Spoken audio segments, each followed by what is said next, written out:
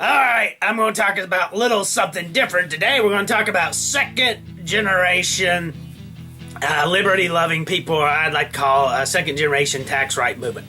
Here's what happened after the Vietnam War. A lot of guys were starting to being a little hesitant about going on back to the United States. When they got back from the Vietnam War, started realizing a lot of things was going on. So there was a lot of protests going on in the late 60s about the Vietnam War, and people started reading books and realizing that our federal government was coming imperialistic and using our money for funding the wrong things.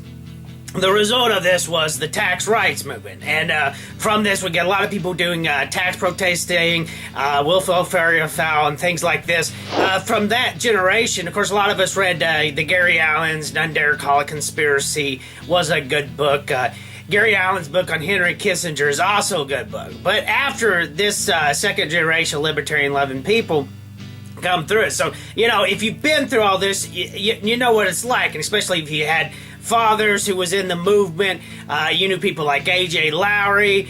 You listened to tapes about Stuart Crane. A good one about the economy is wheat receipts. So these are some good things you need to look up, and it is kind of tough being in that, especially if you were privately tutored at home, went through satellite schooling, and especially these words because these were alternative educations, a way to get away from the mind controlling of the public school system that a lot of people are in. So when you go into the system, you're like, oh my goodness, these people are enslaved. They're enslaved to sin. They're enslaved to whatever the federal government tells them, whatever the mainstream media is. I mean, a lot of us didn't even grow up with televisions because of the fact that it was just a waste of time, and it was a lot better. You could get a lot done. We were more creative than the kids around us because they did have televisions, and they were brainwashed and zombies going. So there's a lot of things that it's so different from growing up into the second generation.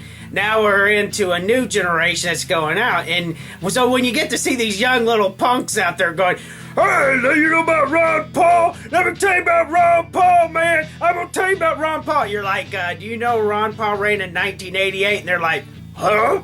You mean he was in 1988? You mean he wasn't just born yesterday?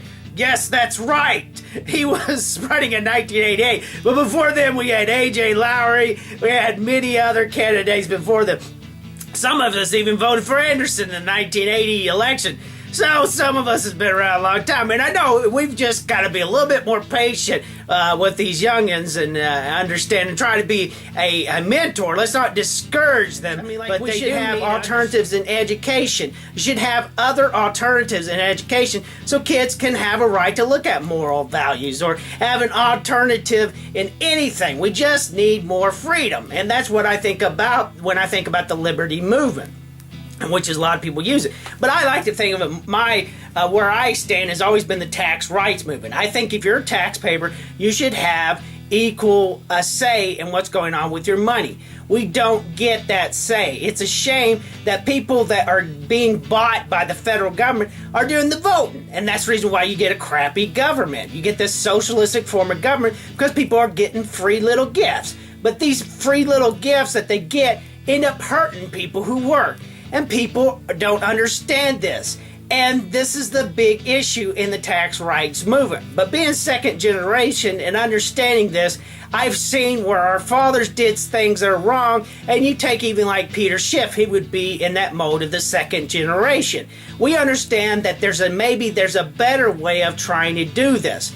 We'll see how it goes. And we've learned where it's gone and what it's gone. One thing about the first generation is they didn't have the internet. So I'm so glad that the second generation has taken upon themselves to grasp the internet and use it as a medium of getting the truth out there.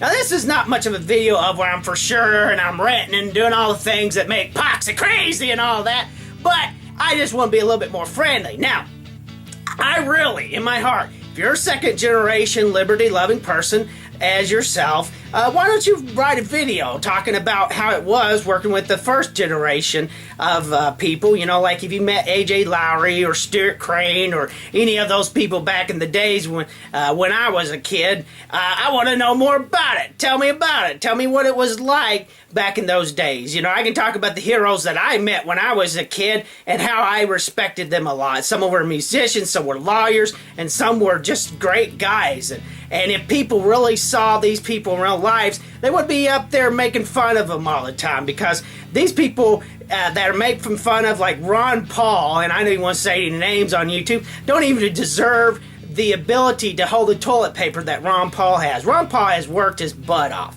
Took about 40 years or so of doing the things that he did to get the respect that he has now. And let me tell you something, some of you right now just don't have the patience. I myself have fallen into that temptation. That's the reason why it don't bother me about people hating my videos. I don't care. I expect people to hate me. The point is, people like Ron Paul has encouraged me, because 40 years ago they were like making fun of him, and now today he's like, oh, he's so cool, it's Ron Paul, blah, blah, blah. So, you know, things have changed. You just stick with your guns, and people eventually will see the honesty. So that kind of encourages me, and I hope that encourages you to keep on doing what you're doing about the liberty movement. Don't let the amazing status and other people want to sit there and make fun of you and get popular views while they sit and tote their marijuana cigarettes and drink their beer and think that life is going to be great, and then one day they're broke because the economy has fallen and collapsed, and they say, well, we're going to have to cut welfare, I'm sorry. Well, you know, those are things I just want to touch on. And there you go. Have a nice and beautiful day. And all of you that are not Generation Tax loving people can kiss my fluffy tail. Impeach Obama now! Yeah! If we as humans are just acting on animal urges, then why would anybody want a blessing from an institution, family, and especially a higher power? You see, animal males walk or crawl or do this animal thing and sees a female and goes, hey, it's a place to put my animalism in. And he does, and so